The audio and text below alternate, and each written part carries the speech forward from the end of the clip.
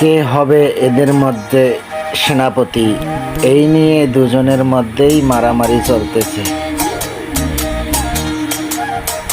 মারামারির শেষে যে জিতে যাবে সেই হবে এদের দলপতির নেতা।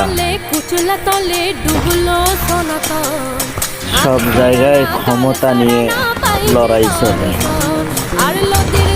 অবশেষে একজন তো হারবেই।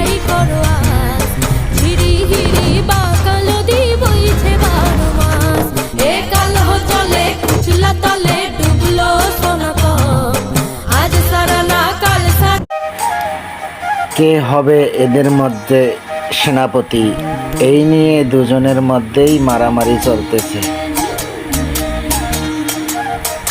মারামারির শেষে যে জিতে যাবে সেই হবে এদের দলপতির নেতা। সব জায়গায় ক্ষমতা নিয়ে লড়াই চলে, অবশেষে একজন তো হারবেই।